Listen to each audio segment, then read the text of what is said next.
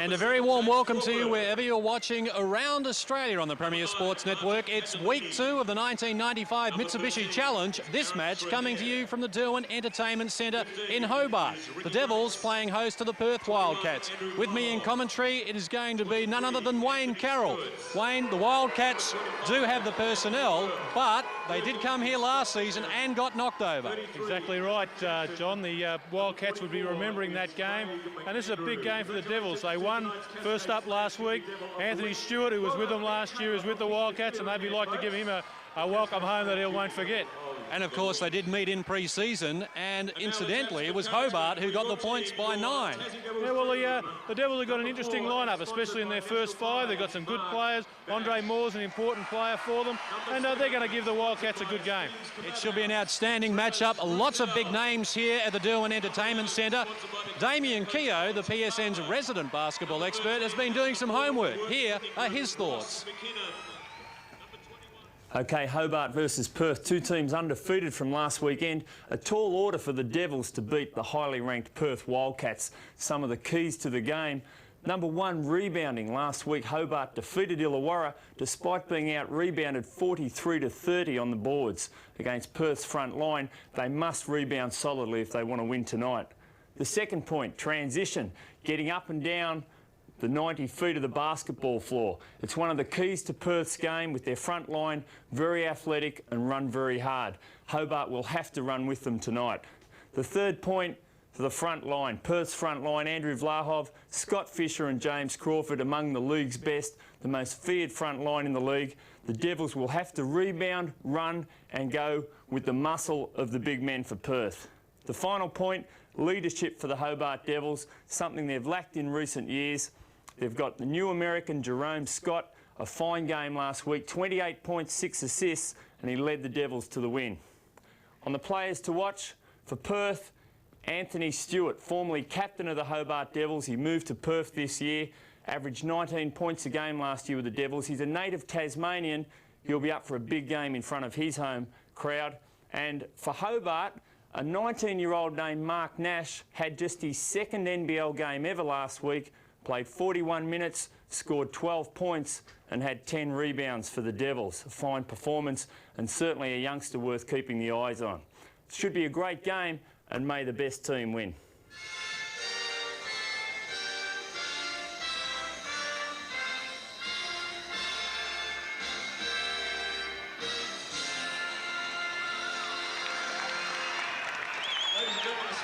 And a sellout crowd here at the Derwent Entertainment Centre, just a touch under 5,000 fans on board for what should be a great ride. Of course, the Devils, well, first round winners last week over Illawarra 88-84. That snapped a 14-game losing streak dating back to June last year. The starting 5s, well, Jerome Scott and Darren Perry are going to form a tandem in the guard position.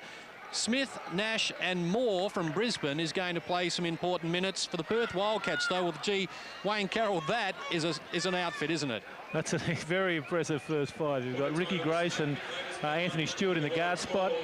The real power forwards of the league, Andrew Vlahov and Scott Fisher in the forward spots, and James Crawford, one of the great athletes in the league, in the centre spot. Anyone in the house tonight, folks? We're a little quiet. Well, we are close to a tip-off here at the Derwent Entertainment Centre. Referee Ray Hunt will get us underway. Andre Moore and the Alabama slammer James Crawford go at it. The home side has come up with the ball. This is Perry. Devils will be looking for a quick start here. First possession, they would like to get on the board first trip up the floor. They're going to slow it down, look for a percentage shot. Nash, this is Jerome Scott, the import. Very exciting prospect, as is this man, Perry. That was a tough shot to try and make. They've come up with the offensive rebound, though, and Darren Smith has them underway. Under 10 seconds remaining. That's no surprise. Scott hits a 3. And that is all she wrote. It is all over here.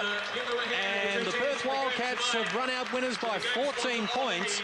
111 to 97 in a very entertaining affair. Blown out of the water in the first quarter, the home side. The Devils hit back with a vengeance and can be very happy with that scoreline. There you see Anthony Stewart, the former local boy. And Wayne Carroll, this juggernaut from Perth, continues to roll.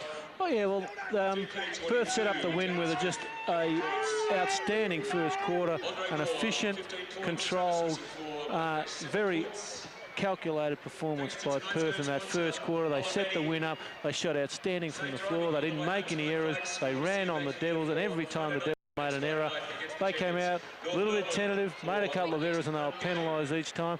I think the Devils learned a lot tonight. They found out a lot of things about what they can do in pressuring defence. But there's a major contribution to the game at 38%. And that means there's a lot of defensive rebounds for the Wildcats. They run, make lots of layups, and they shoot 60% from the floor. Maybe the story of the game right there. They've taken over 20 more shots, or almost 20 more shots, the Devils, than the Wildcats, and have come up with 38%. And here you see the leading scorers. Jerome Scott, 31 points. Darren Perry lit it up for 10 in the final quarter. Smith, 18. Andre Moore, 15.